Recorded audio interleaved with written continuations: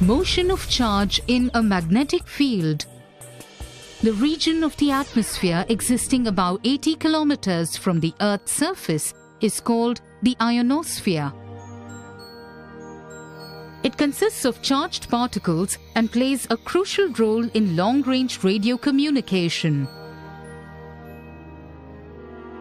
The ultraviolet rays from the sun ionize the air molecules in this region and produce ions and electrons. Now, let us study why these ions do not escape to outer space. And how do they form the ionosphere? We know that the equation of the magnetic force vector Fb, which acts on the charge Q moving with a velocity vector v in a magnetic field vector B, is vector Fb equals Q into vector v cross vector B. Its magnitude can be written as Fb is equal to QVB sin theta, using the cross product. Here, theta is the angle between the velocity vector v and the magnetic field vector B.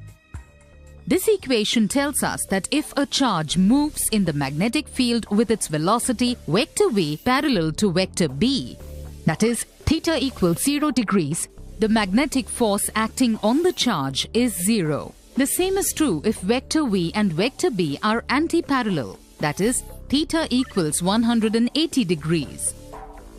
In both the cases, the motion of charge is not influenced by the magnetic field. Consider a freely moving positive charge Q entering the magnetic field, such that vector v is perpendicular to vector B. For this case, theta equals 90 degrees, and hence the magnitude of the magnetic force is maximum and is Fb equals QVB. To find the direction of Fb on the positive charge, we use the right-hand rule. Orient your first finger along the velocity vector v and second finger along the magnetic field vector B. The direction of the thumb gives the direction of the magnetic force Fb. This force changes the path of the charge in the magnetic field. At point L, the force Fb is perpendicular to V. This force bends the trajectory of the charge and it reaches M. At this point, the force pulls the charge inward, bending its path further, and the charge reaches the point N. The charge is acted upon by a constant centripetal magnetic force at every point of its trajectory. As the force is always perpendicular to its velocity and hence the displacement, the work done by the magnetic force on the charge is 0. The energy of the charge remains constant and hence its speed also remains constant. Therefore, the magnetic force merely changes the direction of the velocity of charge and not its magnitude. As a result, the charge performs a circular motion within the field. Since the charge is now held, we say that the magnetic field can trap the charged particles. The above fact is true for the negative charge also. But the direction of the magnetic force acting on it is opposite to that given by the thumb in the right-hand rule. For circular motion, the centripetal force F is equal to mv squared over r. Here, the centripetal force is provided by the magnetic force Fb. Hence, QVB is equal to mv squared over r. Therefore, the radius r of its circular orbit is r is equal to mv over qb. The experimental demonstration can be seen using a device called a fine beam tube. This is a vertically oriented spherical chamber containing an inert gas at a low pressure. There is an electron gun mounted horizontally inside it. Two coils called Helmholtz coils, arranged as shown, produce a uniform magnetic field perpendicular to the axis of the electron gun when the current is passed through them. When the electron gun is switched on, one can see a bright ring inside the bulb. At a microscopic level, one can see that this is due to the presence of the magnetic field B. the magnetic force Fb forces the electrons into a circular motion as explained earlier. During their passage, the electrons interact with atomic electrons of gas and excite them, which in turn de-excite and emit radiation. A large number of such interactions along the circular path individually emit radiation that can be collectively seen as light in the form of a ring at the macroscopic level. Increasing the accelerating potential increases the speed of the electrons. As a result, the radius of the ring increases. Increasing the current in the coils results in an increase in the magnetic field. Consequently, the radius of the circular path decreases. These observations are in accordance with the derived formula. Let us consider the case of a cathode ray tube, CRT. When no potential is applied to its deflecting systems, you can see a spot at the center of its screen as the electron beam strikes the fluorescent screen. If you place two bar magnets facing their opposite poles as shown, the point is deflected. This is because each electron is influenced by the magnetic force due to the magnetic field and is deflected from its straight path.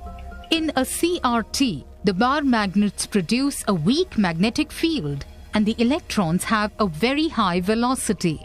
Hence, the radius of curvature of the electrons is very large compared to the cross-section of the magnets. Consequently, the path traversed by electrons in the field is a circular arc of radius r. The electrons don't get trapped and can escape the field. They move further along the straight line to strike the screen and form a spot. Now, fire a positive charge with its velocity vector, making an angle theta with the magnetic field. The vector v can be decomposed into two perpendicular vector components. One is parallel to vector b. Vector v parallel equals v cosine theta I cap. The other is perpendicular to vector b. Vector v perpendicular equals v sine theta j cap. Since the angle between vector v parallel and vector b is 0, the parallel velocity component is not influenced by the magnetic force and contributes to its linear motion along vector b. However, the component v perpendicular, being perpendicular to the magnetic field, is subject to a magnetic force causing circular motion of the charge in the plane perpendicular to vector b. Hence, the motion of charge is the resultant of the linear and circular motion, which is a helical motion with a definite pitch. As the angle theta between velocity and magnetic field increases, the pitch of its helical path decreases. The pitch is given by the formula 2 pi r v parallel over v perpendicular. For its experimental proof, rotate the electron gun of the fine beam tube. You can see that the ring takes the form of a helix. This implies that the trajectory of the electrons is helical inside the bulb. Let us now consider the question we first posed about the ionosphere. We know that the Earth has its own magnetic field. When air particles are ionized, ions and electrons are produced. And the Earth's magnetic field does not let them escape from the atmosphere and traps them as explained earlier. The motion of positive and negative charges is opposite in direction, and the charges follow a helical path around the magnetic field lines. This is how the ionosphere is formed. Now, can you guess why the picture of a conventional television becomes distorted when a magnet is kept near it? Summary. The magnetic force vector Fb acting on a charge q moving with a velocity vector v in a magnetic field vector b is vector Fb equals q into vector v cross vector b. For the cases when theta equals 0 degrees and theta equals 180 degrees, the magnetic force acting on the charge is 0. For the case theta equals 90 degrees, the magnetic force is maximum. Under the influence of this force, the charge performs a circular motion within the magnetic field. The radius of the circular orbit is given by r equals mv over qb.